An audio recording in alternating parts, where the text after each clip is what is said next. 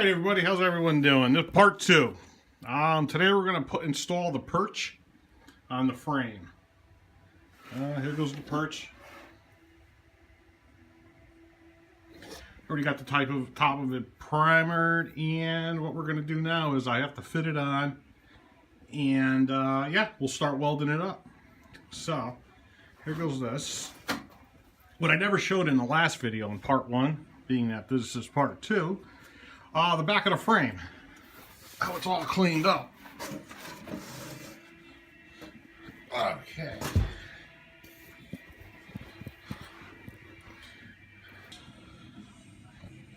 It's all cleaned up, everything is smoothed out. Here we go.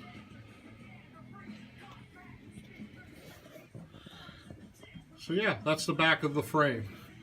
Real pain to clean this all up nice and flat. As far as when I'm putting the perch on, that back corner goes in here. I honestly don't know how I'm going to weld that.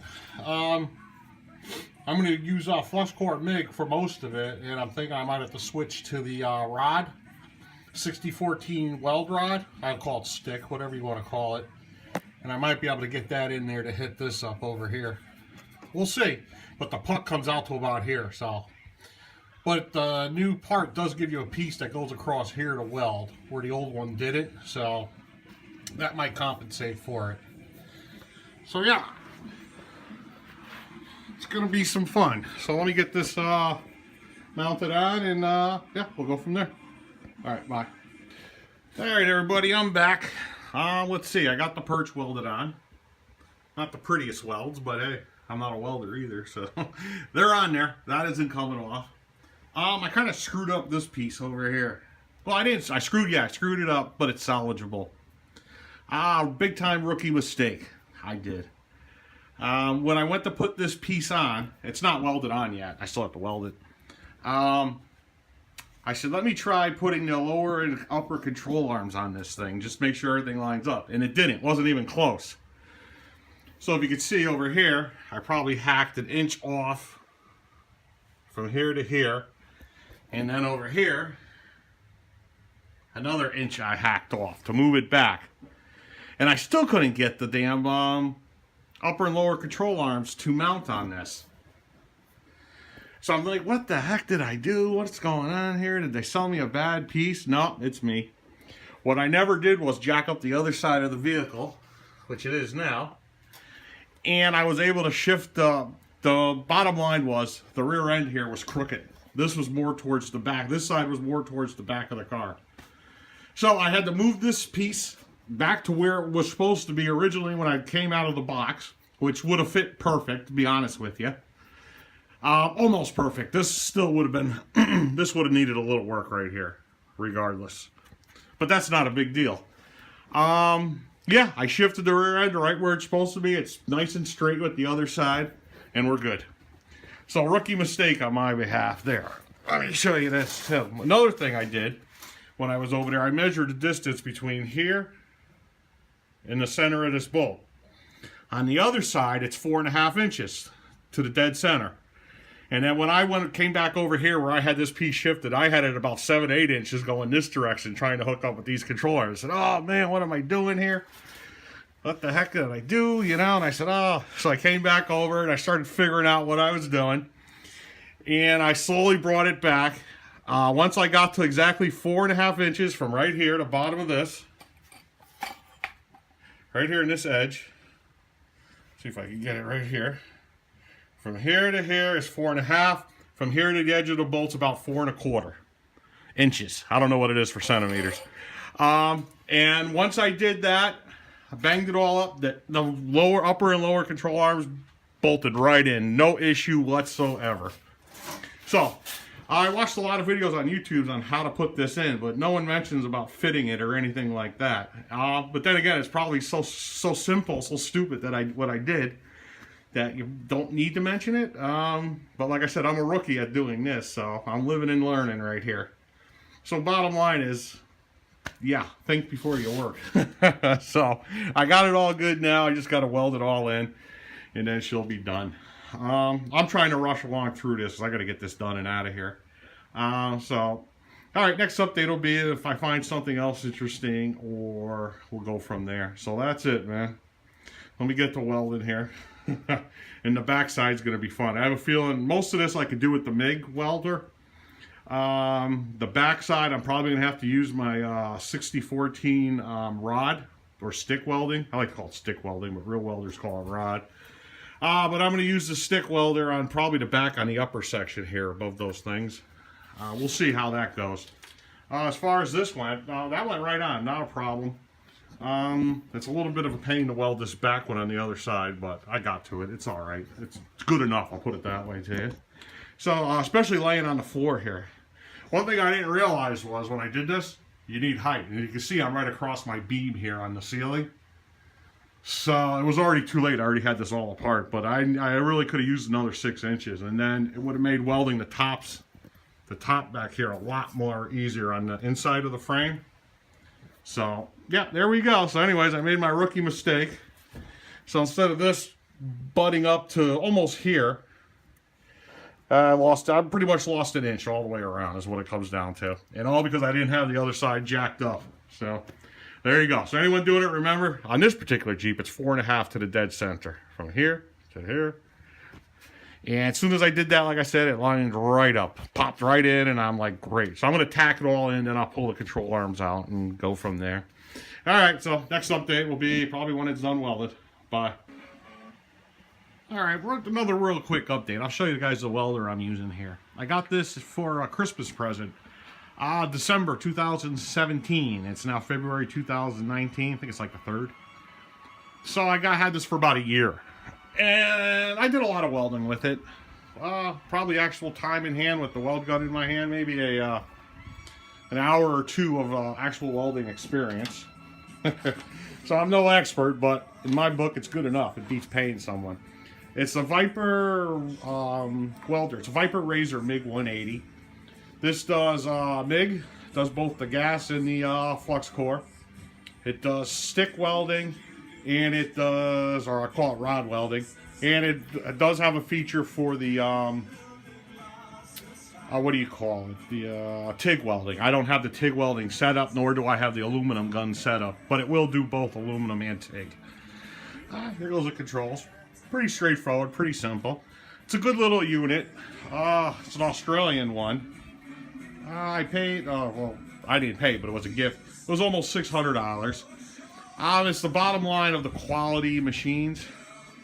If you look inside here, it's not like the ones they sell at Home Depot or Lowe's, those Millers or whatever. Everything's metal inside here, if it shows up. So it's a little bit better than what you can get from, what do you call it, Lowe's or Home Depot or one of those places. It's definitely better than that. It's not as good as, say, you go to a weld shop and you get the base, like, say, a $1,200 Miller. Well, no, that's a lot better machine.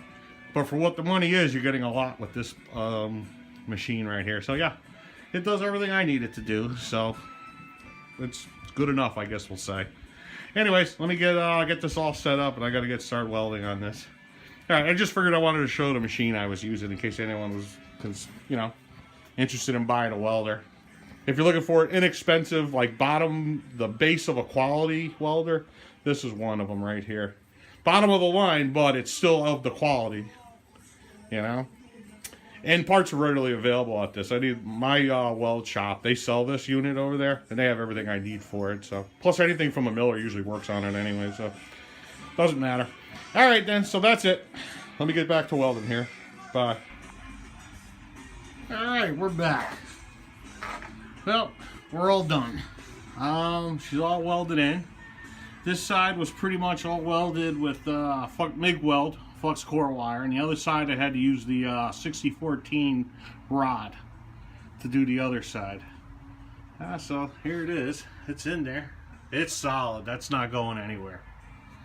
Here goes what 3 hours worth of welding experience gets you. I went a little thick right over here. In this section, I put one bead in the middle, one on each side, and I left it at that. But when I was done using the stick welding, I was having so much fun at it. I said, I'm gonna throw one more on top. So she's beefy right there. overkill, but that's not coming off anytime soon. And I'll put it this way too, if you had to take that off, you'll be cursing till the end of time trying to get that off. Alright, so now I'm going to get this thing all painted up, and yeah, then it's time to reassemble. Ugh, put the shock on and new shocks. I got to put the new shock on the other side also, so yeah, so there we go. We're getting there.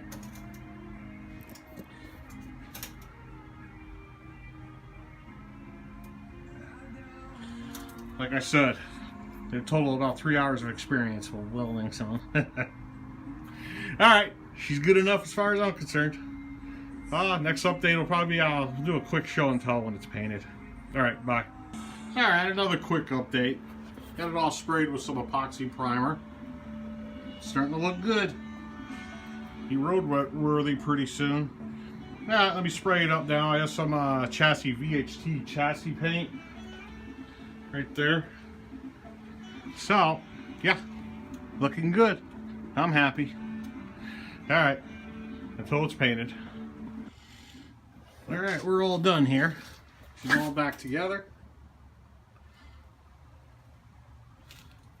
New shotgun, everything's painted. Yeah, I put some anti-seize on the drum so I can get the tire off the next time, because that was a real pain to get off. So that's it, she's all done. The only thing I have left to do is put new shock on the other side, which is no big deal. And yeah, that's it, we're done. I'm not putting the step on the back on the side. I think it looks better without the step on. So I'll leave that over there for now. And yeah, so when the springtime comes, I'm going to go around the whole truck just like this. Sand down the frame, paint it. And that should make it last a while. So alright, so that's the end of this video right here. I already started it up, let it run for a while. The brakes have no leaks, the gas line doesn't leak, everything's fine. So, that's good news right there. And finally, done. Alright then, so that's it. We'll end this video here. Take it easy. Next will probably be, I bought new seats for it, or used seats off Facebook, so I'll probably be installing them within a few days, just to get rid of these seats in here. They stink. Ugh. Yeah, these things must have been sitting outside somewhere, so it gives it a terrible smell in here. So these are gone. I got two used seats for the front and one for the back. I'm just going to stuff them in here for now until the spring gets here when it gets a little bit warmer. Then I'm going to patch any holes in the floor and paint it all up inside, and she's good. But at least I'll get rid of these stinky seats for now. Alright, so that's it. Everyone take it easy. Bye. Well, I just wanted one more quick update. Test drive went great. No problems. Track straight. Here's a good one for you though. I clean the garage, and I go to back it in to do the other shock. I got a nice trail of oil. I'm going, what the heck? What happened here? Ugh. Never ends. Alright, let me get underneath here. Look at that. Nice trail, huh? So, there it is. Oil filter's got a rot hole in it. How's that for you? Even oil filters are rust on these things. So there you go. You can see it right at the bottom.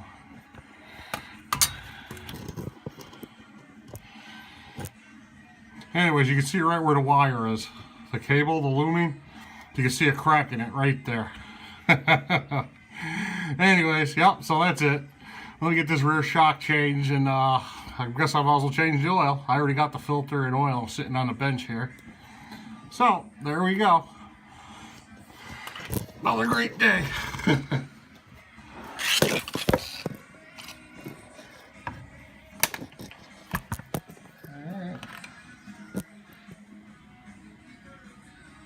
least it wasn't something serious. Could be a lot worse. Alright, let me change the shock and be done with this for today. Bye.